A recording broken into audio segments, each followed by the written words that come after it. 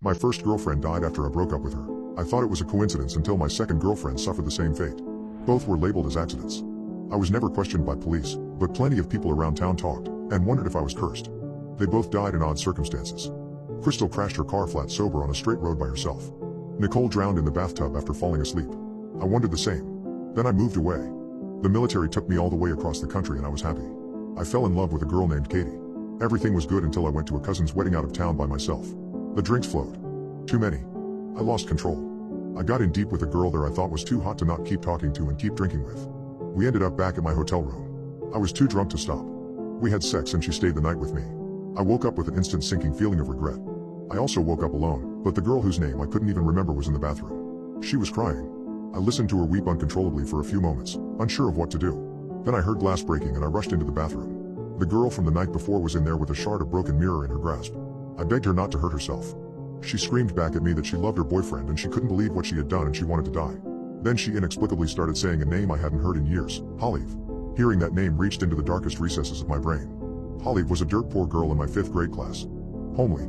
She was teased and someone who received no interest as someone anyone wanted to date. Instead she was mocked. We went too far. Someone dared me to ask out Olive and pretend to be her boyfriend for a week.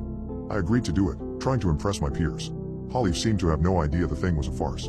She held my hand on the schoolyard and didn't seem to see the other kids snickering all the while. The worst part is I could feel she was sweet and genuine during our time together.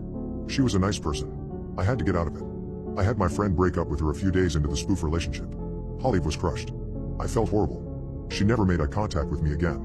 One day after recess, I came back to my desk and found a piece of paper with burnt ends and found an endless abyss of vulgar and dark words scrawled all over it in black ink and pentagrams.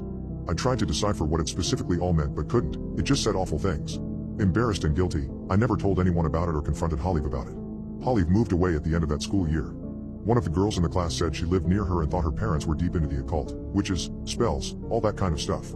I figured it was BS. It wasn't until I heard the woman in the bathroom screaming out her name that all those scrawled words of hate and love and darkness on that burnt paper Olive left on my desk came back into my head.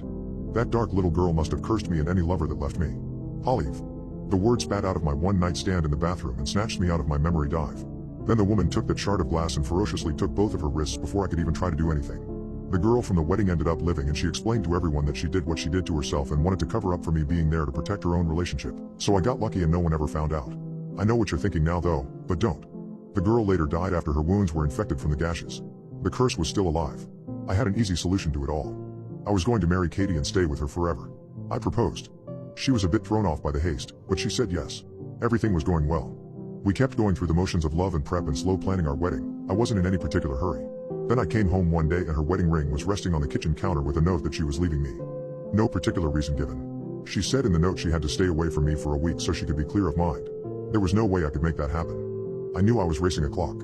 I was waiting to hear that she had died every second as I drove around going to every place that she could be. I found her at her sister's house and after hours of pleading and explaining that her safety was in serious question, she finally came out and talked to me in the yard. I explained everything. I watched her face convey that she now regretted every single second of our relationship. Then she walked inside. Weeks went by without much sleep.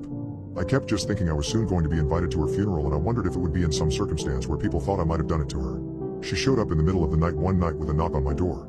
I let her in, so happy to see her alive and breathing. She explained she had nearly died in 3 separate freak accidents since she left me.